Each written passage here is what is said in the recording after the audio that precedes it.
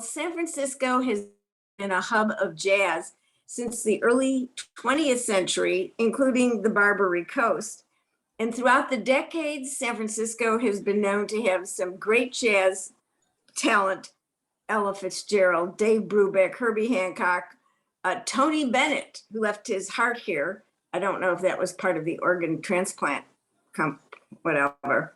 And John Handy. And Berkeley High School's very own Joshua Redman have been contributing to this rich musical legacy that happened in clubs.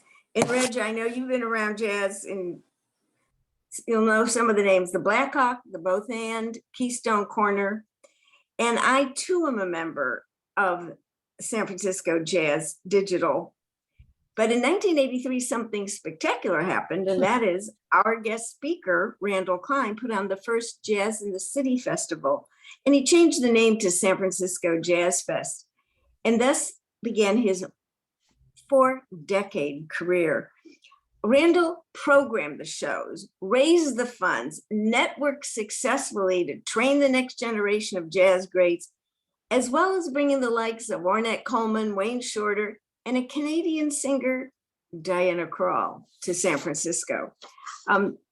Most impressively, Randall Kline oversaw the completion of a dream of his, the $64 million Jazz Center on Franklin Street, which I hope those of you who are here locally, and when the rest of our members come to visit, that you get to go to the Jazz Center. But what was very, very impressive is during COVID, Randall pivoted like this. He created a digital membership, and every Friday we had jazz at 5. I personally called it early bird dinner jazz, but I knew that every Friday, no matter what COVID brought, I would listen to Pink Martini, jazz from all over the world, programs that they already were videoed. Now we have them live again. Well, I'm used to hearing Randall every Friday talk to me, so I just wanted him to talk to all of you. And by the way, last week, I would say this, Randall has helped give new jazz people education and a stage. And last week we had Artemis, an all-woman jazz band from 4 different countries that entertained us. So he's not just the impresario that he is truly a music educator. But I'd like you to help me give a warm Golden Gate Breakfast Club welcome to San Francisco's very own music man of jazz, Randall Kline. Yay! Randall, over to you. Okay, thank you, Susan. Thank you, Golden Gate Breakfast Club members. Can you all hear me okay here? Okay, good. So I'll just, thank you. That's very thorough, Susan. Thank you. I'll give you sort of where we are now and sort of how we got there as we move through this. But SFJAZZ, which is the name of the organization, which is kind of a creative acronym for a San Francisco Jazz Organization. And it was an evolution of 3 titles we've gone through of organization names. So I started the organization, as Susan said, it was called Jazz in the City. Eventually it became the San Francisco Jazz Festival, and I tell you that became the name of the organization at one point. Then we changed the name to SFJAZZ at the beginning of the 21st century, and to reflect what it is that we were hoping to be, and we're kind of at a very close to what that aspiration was. So currently the SFJAZZ Center, which was finished in January of 2013, that's about to celebrate its 10th anniversary, was a big project. It contains 2 performance spaces, a 700-seat theater, as well as a 110-seat multi-use room, which is right in the corner of Franklin Street and Linden Alley for everyone to see, kind of a little goldfish bowl of a room. It houses our offices as well as education programs that we have. We're currently doing, we still do occasional shows out in the world. Prior to the SFJAZZ Center, we presented in about 24 different venues throughout the Bay Area, and I'll get into that a little bit. But currently we're producing over 500 shows a year at the center and a few outside there. We have 2 shows on Sirius XM, one around one of our house bands called the SFJAZZ Collective. That's called SFJAZZ Collective Radio, a weekly show, then a monthly show called Live from the SFJAZZ Center, which is now a monthly show, which is soon to be a weekly show at Sirius XM. Susan mentioned, we have a digital program, a broadcast series that goes out every Friday, as well as other on-demand products, which is now called SFJAZZ at Home. That group, over 15,000 people joined that group from around the world through the pandemic. It raised over $1.2 million for SFJAZZ, of which we paid out over 600,000 of that during the pandemic directly to musicians. We have extensive education programs, an all-star high school all-star band made up of kids, or 2 bands actually, a smaller ensemble and a big band made up of kids who audition from around the Bay Area. Hundreds of kids audition every year. It is one of the top school ensembles in the country, multiple national awards over the years. Just recognized in Downbeat magazine as the top youth ensemble in the country. And we have an outreach program called, that goes to all the public middle schools in San Francisco and Oakland, targeted at middle school students. So it's a pretty extensive operation. We are a jazz organization, but we are really a performing arts organization. And the model for what we do was based on organizations like the esteemed San Francisco Symphony and San Francisco Ballet and Opera. And I'll get to all that quickly. So here's the story of how we got from a small community festival to becoming close to the largest jazz organization in the world right now, for certainly around this particular model of being a performing arts center. So the goal of the organization is to showcase what is the best of jazz. And when we were founded in 1983, the intent was to showcase all the great artists that lived here in the Bay Area. We presented exclusively artists that lived in the Bay Area. We kind of had a stacked deck. There were a lot of famous people that lived here: Stan Getz, Bobby McFerrin, Joe Henderson, Bobby Hutcherson, John Handy, amongst many others that lived here in the Bay Area. So we could present an international class, but we were really considered a community festival. The first festival that we did in 1983, as a lot of these things start out, was not a success as it began. It was a bust. In fact, we drew about half the number of people we were projecting to sort of break even. We received one grant, which led to another that got us started. Our initial budget was $26,000. $10,000 came from the San Francisco Hotel Tax Fund, which was the city's granting agency, a fantastic group that still exists that funds almost every cultural project in the city, from street fairs and community centers to parades and arts organizations. And we were lucky to get a $10,000 grant from them. It was then we were invited to apply to another one from the San Francisco Foundation for another $10,000. So, but we had a problem, and in that people weren't coming to that first thing, this great idea. So we had to pivot quickly. And again, this is a story really of our world. Jazz is a pond, and we are a fish in that pond here. The New York Times once had a great series in the arts section called "Famous to a Few." So the few who love jazz, are learning who we are. The thing that we did wrong in year one, that we had a great board that guided us, was my personal taste was jazz can be many things, and it isn't just one particular kind of jazz. And the one thing I noticed, at that time I was an aspiring musician. I studied music here in the Bay Area. My hope was to be a professional musician, and I got sidetracked at one point while doing side jobs, to sort of day gigs, as they're called in jazz musician parlance, to sort of help pay both for my education and for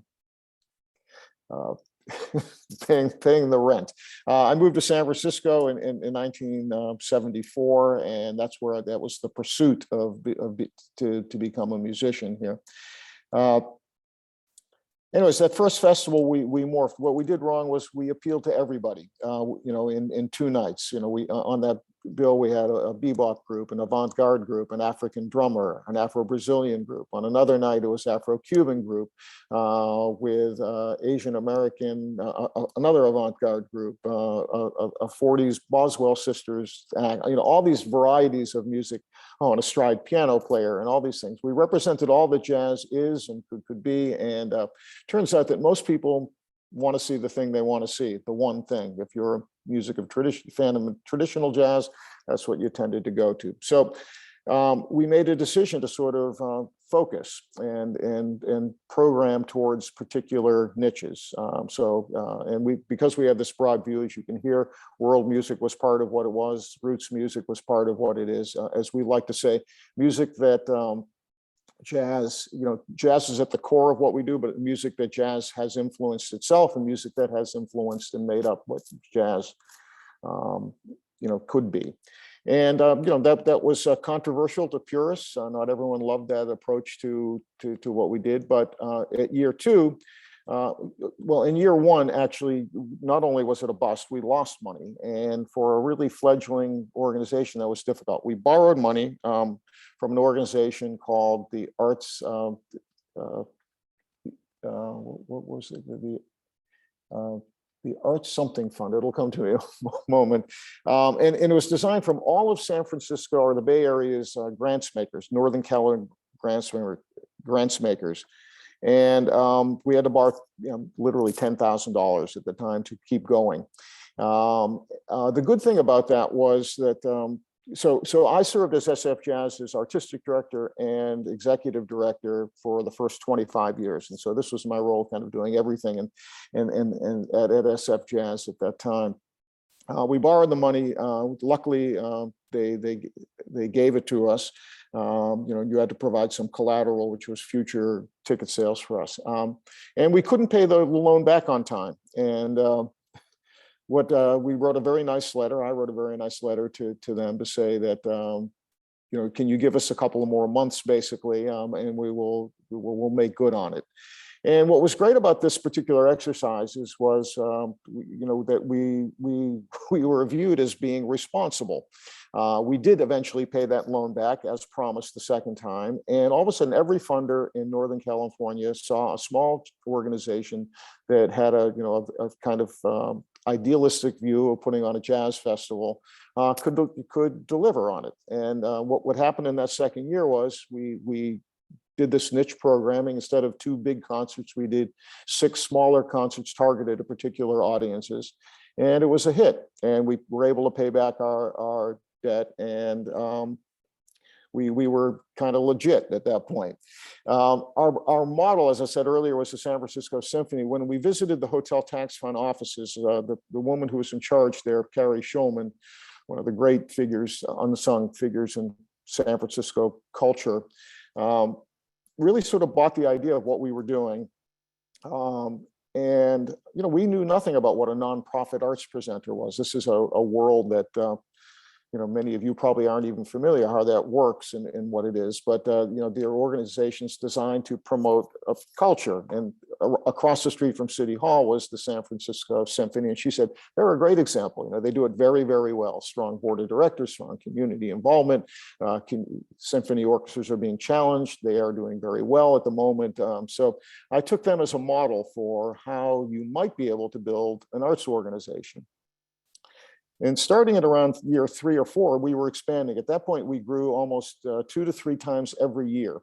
Our budget increased and the size of our offerings happened. And around year 6, we started presenting artists that weren't from the Bay Area, that had international reputations.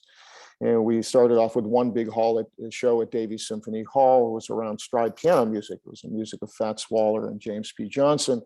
And we found we definitely appealed to a particular niche there, and that was successful. And we started expanding further. After about 10 years of doing this, around the 8th year, we were taking advantage of opportunities to grow. And one was provided by the National Endowment for the Arts, the largest funding agency for arts in the US. And there were programs to pushed jazz forward. It was a time when there was this phrase started emerging, jazz being America's classical music.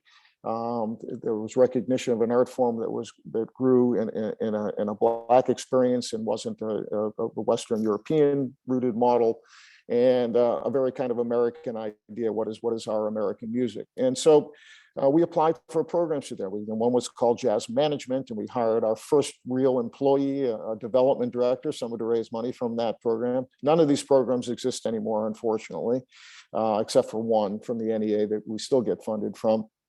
And that allowed us to grow. We could apply for sponsorships and grants and things like that. And that allowed us to grow. We viewed that was the first essential position to hire.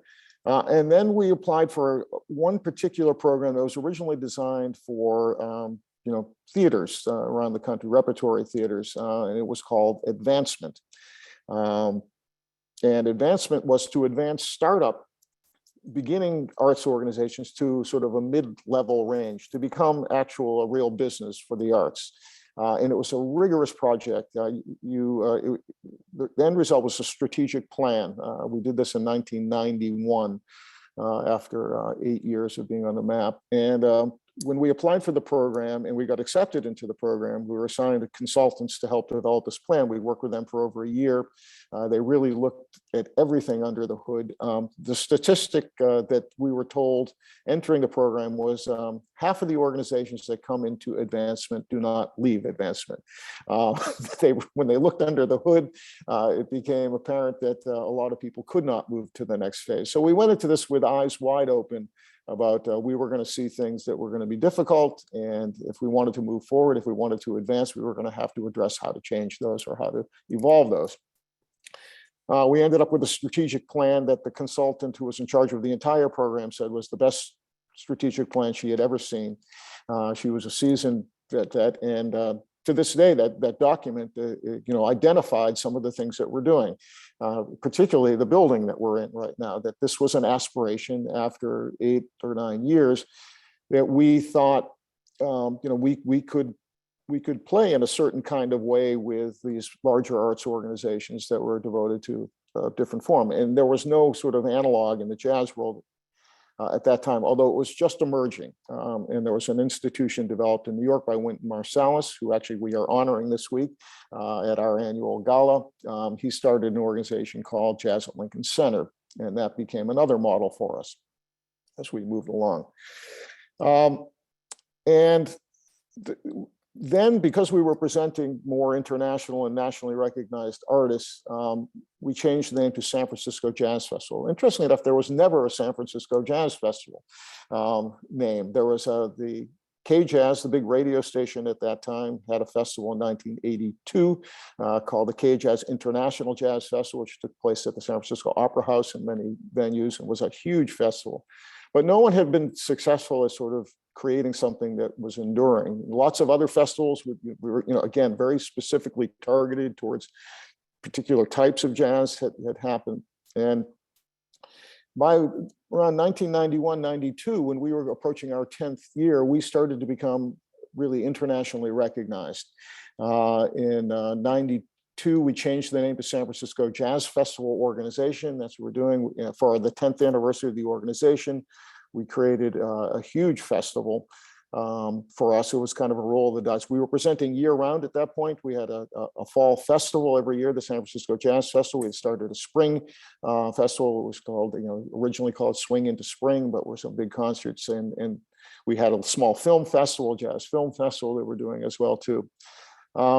And we had a challenge going into the 10th year, which was we were doing all these great things and being recognized, but we started to lose money again so we had to take another hard look at what we're doing, particularly aligned with what happened with our NEA advancement grant. And so the 10th anniversary San Francisco Jazz Festival was the biggest one, and it included Tony Bennett, as forenamed, our big Davies Symphony Hall and other shows there. And it was a huge hit. And from that point forward, we were noted for our programming acumen. This idea of digging into these niches was something that became sort of a hallmark of what we did. Themed programming was another way to sort of look at it. And it distinguished us and a different kind of festival. The big festival in the Bay Area is the Monterey Jazz Festival, celebrating over 50 years of extreme excellence.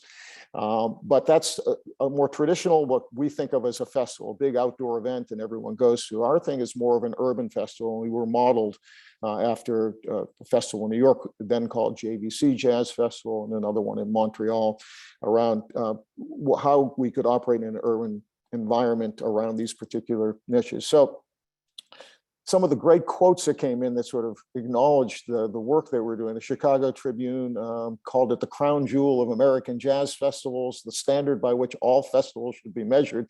These kind of embarrassing accolades that came from the New York Times, the Los Angeles Times, national publications, international, the Guardian from London, USA Today named it at one point, the top festival in the country, and all sorts of things. So the festival was a big hit, and we, like any growing business, it challenged as we moved along. We wanted to make a move to more year-round presenting formally, and so around the beginning of the 2000, we looked at how to expand and create programming in the spring that there seemed to be a demand for. And we built something called the SFJAZZ Spring Season. We hired another artistic director to work alongside me for that. We hired Joshua Redmond. That became front page of the New York Times Arts section, expansion, SFJAZZ, and then we became, at that point, considered an institution without bricks and mortar, is sort of what we were doing. We expanded our education programs. We were our kind of regular membership program, which was a model program of arts organizations around the country, had grown to close to 3,000 members at that point. We were still looking to expand. We did another strategic plan at that time, that this was then the third plan about what we wanted to do to move forward. We identified some other things like the SFJAZZ Collective, which I didn't mention earlier, but we have a touring ensemble that is now in its 18th year, which is considered one of the top ensembles in the world, that tours around the US and the world. We commission them to write new work every year, where they've now written over 120 compositions have been commissioned by us from that group of 8 musicians. There are also a number of arrangements of classic jazz tunes. Over 100 of those have been created as well over that period of time. We rebranded the organization because we were more than just the San Francisco Jazz Festival at that time. So we came up with this. I really wanted an acronym like SFMOMA or MoMA, and it was very hard to come up with a real acronym that spelled out SFJAZZ. So we kind of fudged a little bit. We had a long-running feud with the San Francisco Chronicle, who refused to run SFJAZZ as with all caps, is the way we did it, like MoMA has it. But that's become the enduring name of the organization. You'll still see it in most newspapers because of good English. It's SFJ capital AZZ lowercase is how they'll put it. Anyway, small point that the editor of the San Francisco Chronicle would tease me incessantly about. But when we took it, then the next big phase was the SFJAZZ Center, the big risk. We were successful. We had a strong board of directors. We had developed this over the years with great community leaders in all aspects of our community.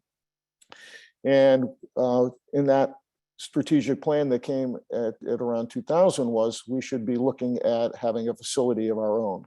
And the reaction, I can tell you, was not like, hey, let's do it, from most of the board. It's like, you seem to be, that seems crazy. Why would you're successful doing what you are here. Jazz is not exactly an expanding market. There's problems with clubs that still exist in the Bay Area closing. We mentioned some great clubs earlier, places like Keystone Corner and Kimball's, and the great clubs of the past, the Blackhawk, the Botan Club, all these places that are part of San Francisco jazz history. But everything was disappearing. It's just a general trend in general around clubs, disappearing. And everyone viewed us like the idea of a club. And being in this particular game for a long period of time, we ended up being part of some very prestigious grant opportunities, nationally significant programs, and they were all to encourage jazz. And so we sort of got the best of research and indicators that there was a potential audience out there. So we utilized that research and tried to create a case with research here in the Bay Area that there might be an audience to support a new cultural institution in San Francisco, which there had not been one introduced, in many years that had this. There's some smaller important ones like Oberlin Dance Collective, ODC, the dance company that has a small theater now in the Mission District and a great facility that they teach out of. But for jazz, nothing quite like it. And the big mission for us was really to create an institution that would continue to encourage the growth. Our view of jazz is always sort of looking forward. We're not afraid to look back, and we do that, every once in a while, and we do it very well and very respectfully. But the idea is to encourage, as I was talking about, the collective, commissioning new work and pushing, exploring new sort of avenues of how jazz could be expressed. And hiring musicians, giving work for people. We're hiring thousands and thousands of musicians here a year. So eventually, we developed a strong enough case for the building. I was fortunate to run into an architect, actually a Mill Valley resident, Mark Cavagnero, so while we're bouncing around this idea of a theater, building our own facility, the board voted at one point to just say, all right, we're open to the idea. And that gave me license to sort of pretend, I used to say, that we're going to build our own place. So we hired a real estate broker who was a member of SFJAZZ, and we started looking at places that we might build or adapting a building that might work for what our current aspiration was. We also had an opportunity twice in our history of having opportunities to have a facility.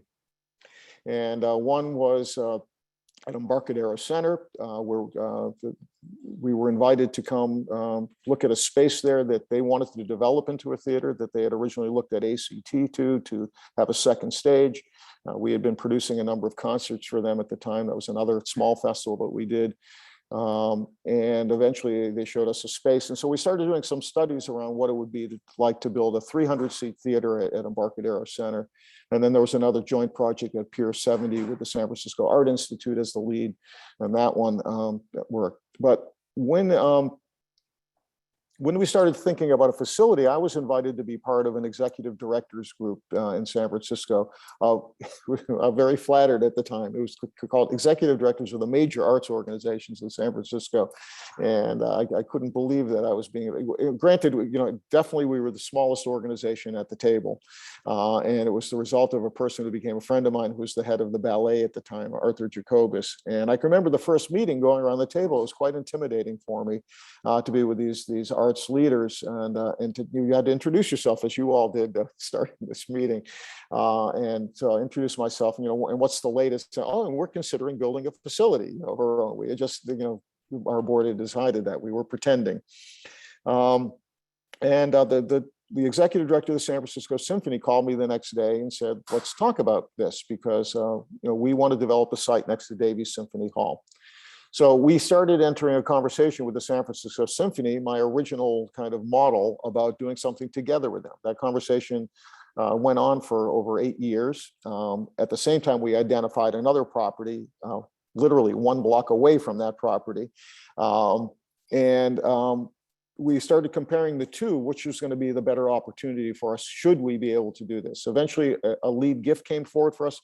I met Mark Cavagnero because there was an article in the San Francisco Chronicle Sunday magazine about best architecture of the Bay Area, and he had just finished designing a building in Mountain View, a community music center, which was what I thought the ideal I had in my mind of what a building like ours could look like. And there was a small theater in there that looked beautiful. And anyway, so I called the writer of the article, Zahid Sidar. He introduced me to Mark. Mark and I started what my wife calls, my boyfriend and I, we started a conversation that lasted many years to what a theater. And he got very excited about it. And immediately, I'll do this work on spec. We'll see how it's going to work. We started coming up with drawings because we identified the site that we're currently in at that time. So he started designing for that space. And we had things to show people at that point. And I went to a donor that was, had been very generous with us for many years.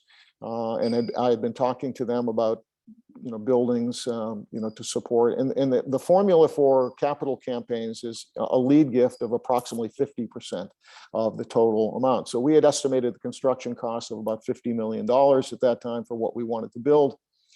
And I was out, had an opportunity to sit before this donor and ask for a $20 million gift. Was the goal, and luckily the answer was yes. So we got a lead donor, an anonymous donor at that, and likes to remain anonymous still. And all of a sudden we were kind of in a game, and it didn't sort of tamp down a lot of the really pragmatic views about why should we want to do this, because it was a risk. You're doing something that is successful. So we did an analysis. We had a couple of board members that worked for McKinsey, the consulting company, one being the head of the Western region, who was here in San Francisco. And we got McKinsey to do pro bono work to help us analyze what the business model looked like. And we had to come up with an argument from a business point. We hired another consultant to look at an analysis of doing the building ourselves or doing it in conjunction with the San Francisco Symphony. And eventually we had to have our board vote on what we wanted to do once the property that we identified became available to us. We found a place, it wasn't on the market where we are now. We asked the owners there. So anyways, the very long story short here is we bought it, we developed it. It was a hit pretty much from day one. Our projections were exceeded, and revenue. We've been, prior to the pandemic, about 93% attendance for these shows, over 180,000 people coming through a year, an organizational budget now of over $20 million, an endowment of approximately the same size right now. And we're here, and we're approaching the 10th anniversary of the building next January. We're approaching the 40th birthday of the organization next year as well, too. This is the 39th annual San Francisco Jazz Festival. It's taking place next week, June 8th through 19th, 44 concerts over 12 days. And then a whole season of summer presenting that we call Summer Sessions at SFJAZZ. And then in September, we'll start our 10th season. And that will be actually my last season working at SFJAZZ. I will be leaving there in November of 2023. And at the tail end of the following season, or the beginning of the 11th season of the building there. And for me, it's a lot of round number. Nice time to leave at 40, 10. I'll be 70 that time. And the organization is going to have to move on at some point. And I've got, things I'm very, proud of what's happened at SFJAZZ. I put a lot of sweat and blood into it over the years, and it's very gratifying to see what it's become. But it's time for it's going to eventually need a new voice to help push it forward. And I'm going to stay involved. I'll be involved with the board, et cetera, over the years. But the real thing that I want to accomplish in this next phase is to help the organization sort of prepare for its founder leaving, and to have good leadership in place to do that. We have a very, like I said, a very strong board, a strong, executive team there at SFJAZZ, and it will be the greatest success for me to see this thing being a much better organization 10 years from when I leave. So that is my hope, and I'm trying to do everything I can to ensure that right now.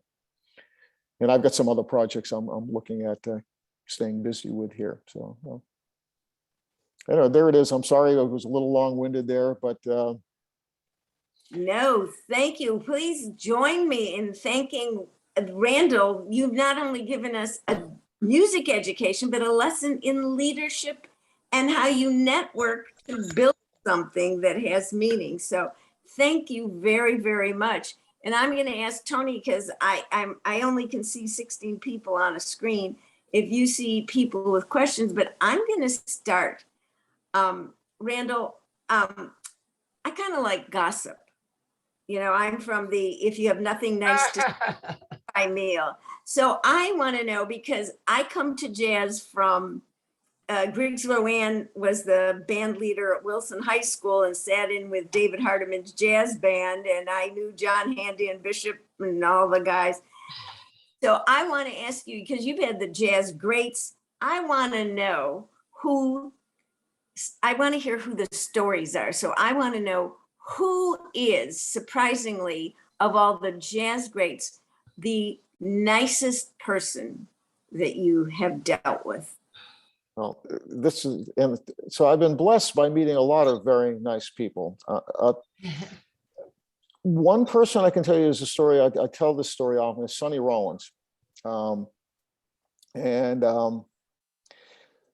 Sonny, you know, is, you know, perhaps, you know, one of the greatest tenor saxophone players, one of the most influential musicians in jazz, one of the most rigorous and one of the most sort of serious musicians. And I'll just go through a lot of Sonny, but we presented Sonny probably 5 or 6 times, Masonic Auditorium, big halls with him. And it was always spectacular. So after one performance at Masonic Auditorium, we were having a reception following the show. And it's typical, if you're a jazz fan, Sonny Rollins is really known for exploring these kind of themes when he improvises. He just kind of just digs deeper and deeper and deeper into these long solos that are really kind of extraordinarily stories that he tells, that he gets to create spontaneously, that are just amazing.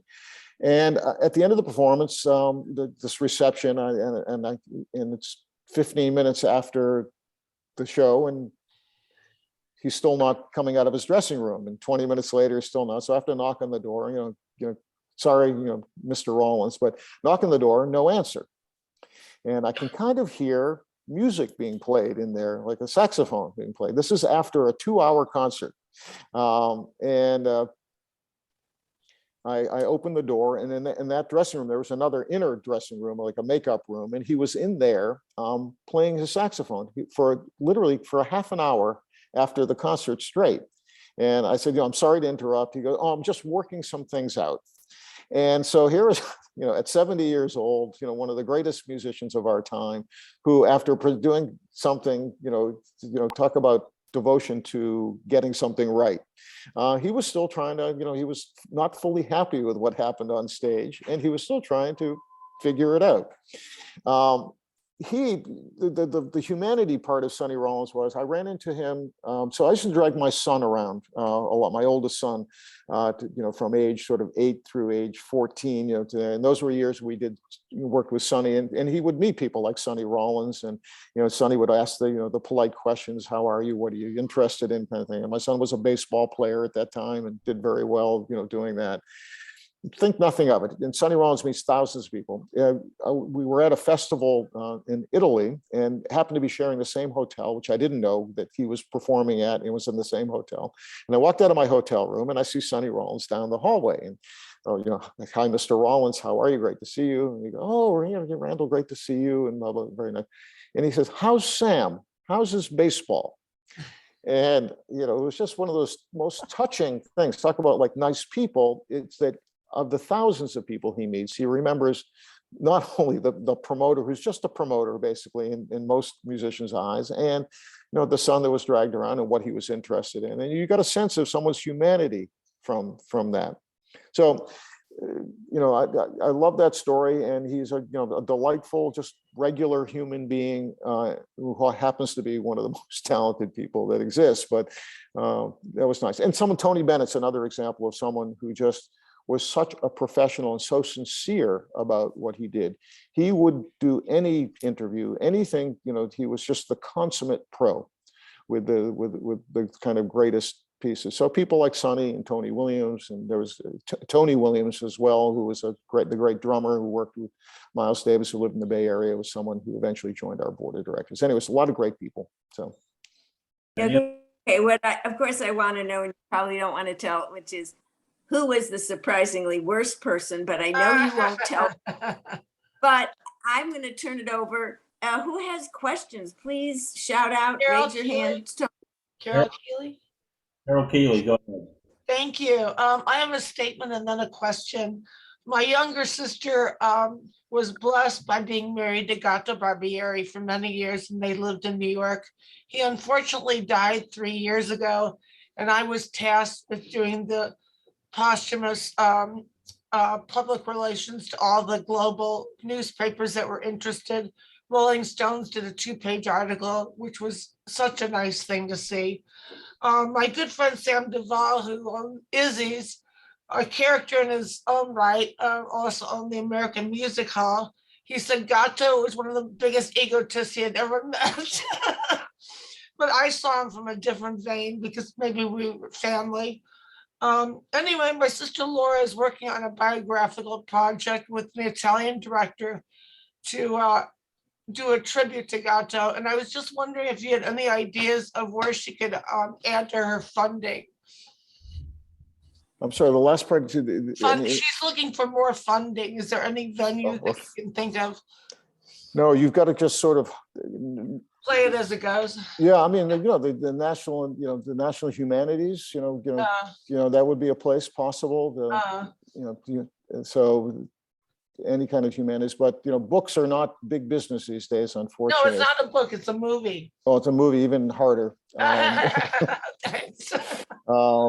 So yeah, most people find, usually it's the family itself that finds someone who's interested. But Well, Gato, we I presented Gato a few times, and yeah, he was a big personality, certainly, but he, great artist as well too, and really, fantastic. But just look, this is such obvious advice, but go to the people that were closest to him, that were fans. It's usually someone who can appear there, and look who produces Good idea. documentary films now. Yeah. Well, I know Clint Eastwood is a big proponent of jazz. He's been a supporter for years, so he's someone she's reaching out to. Yeah, and he's funded a number of films as well too. And right. So he would be a great choice. Thank you. Okay. Any other questions? I can only see 16 people. Tony, do you see anyone with a hand raised? Christine Torrance. Yeah. Okay, I just want to make a very, very quick comment, but it's first of all, a comment. I've been a charter member of SFJAZZ, and it's been an extraordinary organization. And our speaker today, he's modest in his own self-promotion, but he has really been the wind beneath the wings of SFJAZZ. He has been personally involved as well as organizing a phenomenal team. And it's just been an amazing organization that pulled together a lot of people from all levels of the community, inspired others, has just been an incredible experience. And I just want to say thank you for all that he has done personally. He's very modest about it, I think, but he's been there before, after, during, on the side, always willing to be a part of whatever that would help others and make it all a community effort. And I've always wanted to tell him that just straight out, but in front of this group, it's even better because everyone's here for a reason listening. And he modestly portrayed the amount of time that he put into this and the family that he'd take along. But I tell you, he has really transformed San Francisco, but he did it by as one of the people. He's not the only one, but thank you. And I just wanted to be part of that who says thank you. And I just, what can I say? Thank you. Thank you for saying that. And as you would expect, Randall, when I was having coffee with my surrogate daughter and I was telling her, I'm a member of SFJAZZ Digital, and I'm trying to get Randall Kline to speak. And those of you who know me, this is a typical story, says, oh, he's a cousin by marriage. I was with Christina Donahue, and she and Damien are your cousins by marriage. So if he didn't respond to me, I was going the cousin route to get to him. And I am so glad you're here.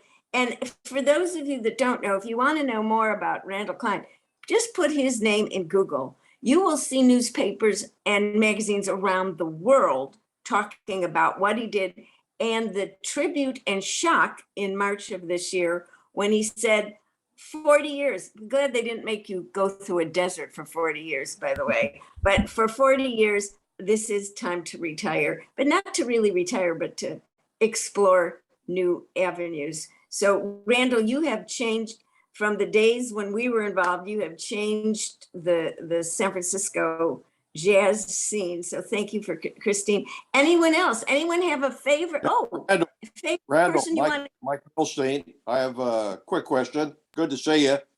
What are the top 3 shows that in popularity would you say over the years? So top 3 shows in audience popularity or my Audience popularity, yeah. audience. I mean, one of the sort of drop dead most popular ones was when the Buena Vista Social Club concert started happening. We were at the very kind of beginning of that trend. There was the first record came out was a piano player, Ruben Gonzalez. And we did a concert with him just prior to the whole thing kind of breaking. We did a concert with him and Chucho Valdez at Davies Symphony Hall. And from that point on, and then it broke. And then we were doing, we did probably 8 of those concerts. They would sell out immediately. We would add shows. Those were by far, the sort of pop most popular. There's other ones that are kind of, we did a show that, again, these are a non-jazz show. Roseanne Cash put together a program with Ry Cooder of the music of Roseanne's father, Johnny.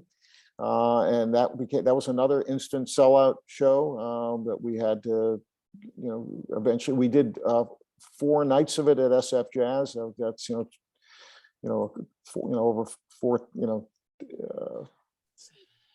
almost 3,000 tickets there. But we then moved it to the San Francisco Opera House the following year. We did 2 shows there, both sold out at the Opera House. So that was another instant demand. And let me think of another third. There's,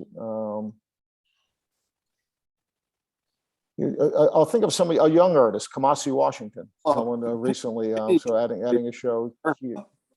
Pink Martini? Pink Martini, very popular. Tickets go quickly. They're up there as well. Absolutely. Okay. Another question, Sima Lieberman, you're unmuted. Go. Hi. Okay, here's my 2 questions. I have it's actually sort of 2 questions. Oh, and thank you very much. This is amazing. I love jazz. I've been here for a long time and this is so enlightening. So my question is now, what are some of, I guess you'd say like the unsung or the like lower profile jazz places that you think are good places to go to listen to jazz?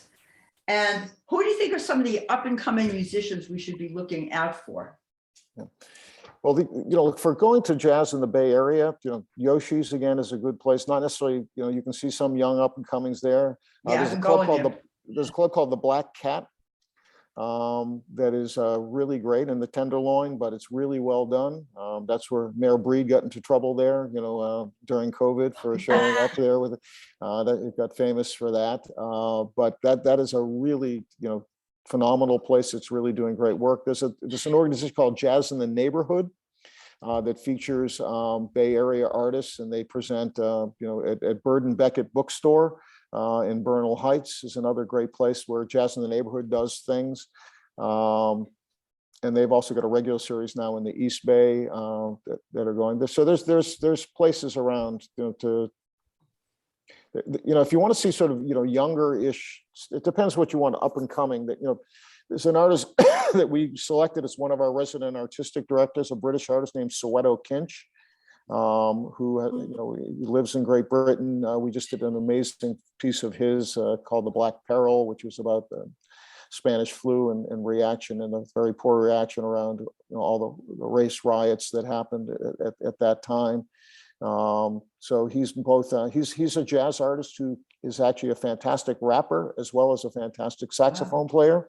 And he combines the two like I've never seen. So there's a really interesting bridge between sort of tradition and understanding this. I mean, so he's going to be coming back next year to SFJAZZ, the 2nd year of being a resident artistic director, another program that we have where we select 5 prominent artists who program a week of music every, for 2 years, 2 seasons at SFJAZZ. And there's tons of young artists. I mean, it's kind of frightening, actually, what kind of talent is out there. Well, you know, I just saw a friend of mine, Azure McCall. I don't know if you know Azure, and she's like in her late 70s, and I saw her at Yoshi's, and the whole place was filled with like really young people. So it was really nice to see really young people because appreciating one of the older jazz singers. Yeah, no, that's a very, very nice thing when you see that happen. Look, there's a few singers I think that you really are worth, Cecile McLaurin-Salvant, who I think is really one of the most talented there. There's even a younger singer named Veronica Swift, who's spectacular. I mean, it's just the piano Joey Alexander. He's got a lot of press for being a young guy. Emmanuel Wilkins is another one with an I for Emmanuel. Like I say, the list can go on and on and on here. You know, this is one thing I would say. This is where a lot of us who are educators believe that music in the schools is so important. I mean, you look at what Gustavo Dudamel did with the, Simon Bolivar Orchestra. If we get kids together playing music, maybe they'll play better together than we have.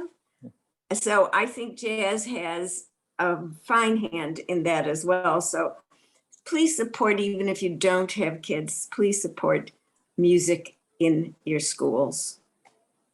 Any other questions? Any other comments? Well, just Yeah, Christine. a quickie, just wondering with Randall, what can he go on to if you wish to share from here? Because you've done so much and you've been so involved in everything that has come around here, and your presentation to us was a real treat and a pleasure. But what comes next? Are you still going to be around the community doing some active work, or just take some time out for yourself and your family? I'm hoping to do some work, and it's going to be in the Bay Area, and there's some things I've got up my sleeve that I can't quite talk about quite yet, but I plan to stay busy, and there's some kind of ambitious things out there that I think will be very good for this community, should they come to fruition. So we'll see. As I those things will happen obviously after I leave SFJAZZ. So we'll stay tuned. Stay tuned. But let me give, for those of you that aren't part of the digital jazz, it's the best bargain in town. $50 a year, and you get 52 weeks of jazz performances. And I'll be honest, when Pink Martini was on, I was cooking dinner and dancing in my kitchen, listening to Pink Martini. And if you walked by my window, you would want to call the people with the nets because I looked like I was insane. But I want to thank you, Randall, because through over 2 years of the pandemic, you have given me, and I know 15,000 people who join around the world, something every week to look forward to. So we had an anchor during the pandemic, and I don't want it to stop because I love your live streaming. It's going to keep going. It's now called SFJAZZ at Home, and it's a live series. Happens every Friday at 7:30, and we're expanding. So easy to find out about. In fact, I mean, one way to get a taste of this for free, easy, is the gala that we're doing this Friday night with Wynton Marsalis and a number of big stars are on that program is going to be broadcast free. And we're going to be soliciting donations. Here it's our annual fundraiser, an event that raises close to $2 million in total for us. But that's a way to sort of see what's going to be a really spectacular show, and that's going to be broadcast live. You can get the information at our website. It's also going to be rebroadcast 2 other times. I think the next morning at 11 a.m. and I can't remember what the second rebroadcast time is. Yeah, and then people can buy from wherever you are in the world and wherever you are in this country. You can buy tickets to this festival that's starting next week. So I wanted to be one of your promoters, Randall. Thank you. Thank you. Thank you. We need every body we can get there. Well, are there any more questions, comments, compliments? Great presentation. Everybody's really loved this. Thank you so much for joining us, Randall. We appreciate it. Everybody give him jazz hands. Great job, Yes, everybody. Ann. Thank you. Thank you, Randall. All right, my pleasure, and very nice to meet you all. Thank you, Susan, for organizing you. Thank you, the SFJAZZ members present here, for much appreciated. And become a member. You can stay close. All right, anyways, thank you all. Thank you, Randall. Thank you.